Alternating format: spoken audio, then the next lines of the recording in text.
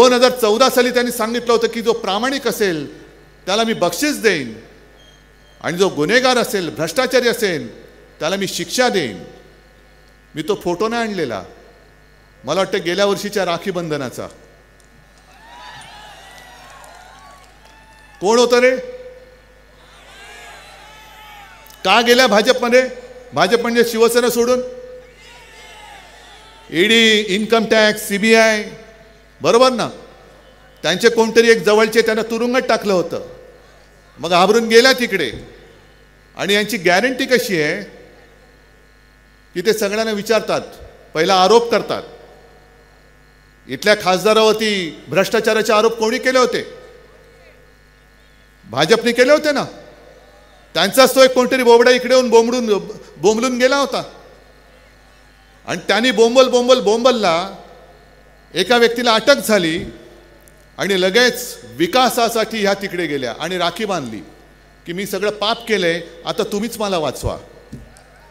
मग त्यांनी सुद्धा सांगितलं की डरो मत, क्या किया है? भ्रष्टाचारी तो किया है ना, साथ में आ जाओ, आपको कुछ नहीं होगा, ये मेरी गॅरंटी आहे, मोदी गॅरंटी आहे.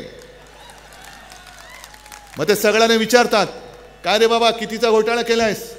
मग सांगतात 5 कोटी. 5 कोटी याला कोण रे? कोणी आणलेलं? घेऊन जा.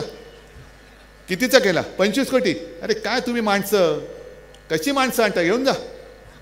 500 कोटी. हा थोडं जरा बाजूला ठेवा. 1000 कोटी. हा थोडं जवळ आणा.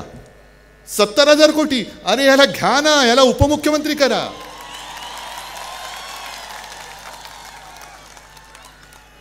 जेवढा घोटाळा मोठा तेवढं पद मोठं. मग मला असा प्रश्न पडलाय, ज्या मोदीजींनी राष्ट्रवादीवरती म्हणजे अजित पवारांवरती 70,000 कोटी सिंचन घोटाळ्याचा आरोप केला, लगेच 4 दिवसात हे उडी मारून तिकडे गेले आणि त्यांना उपमुख्यमंत्री केलं. जर 70,000 कोटीचा घोटाळा केलेला उपमुख्यमंत्री होत असेल तर मुख्यमंत्रीची किंमत काय असेल? मुख्यमंत्र्यांनी किती केला असेल?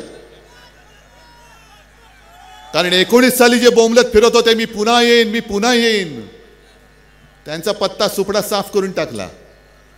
आधी उपमुख्य म्हणजे अर्धा मुख्यमंत्री केला, आणखीन त्यांच्या उरावरती अजित पवार बसून पाव मुख्यमंत्री करून टाकला.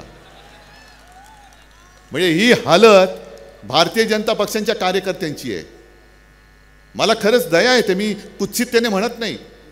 कदाचित देवेंद्र फडणवीस असं म्हणतील की उद्धव ठाकरे टोमणे मारतात. नाही हो, टोमणा बिमणा मारत नाही, मी खरं बोलतो.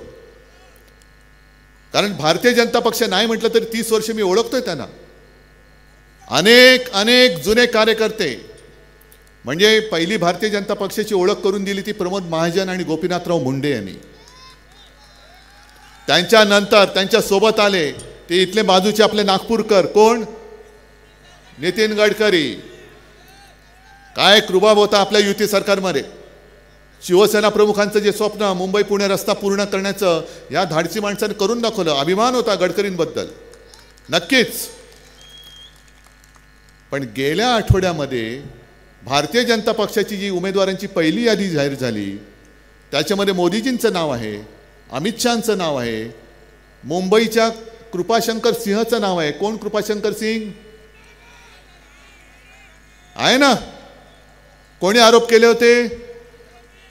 बीजेपी. म्हणजे कृपाशंकर सिंग सारखा बरबटलेला माणूस असं भाजप म्हणायचे. त्यांचं नाव मोदींच्या बरोबर आहे, पण आमच्या गडकरींचं नाव मोदीजींबरोबर नाहीये.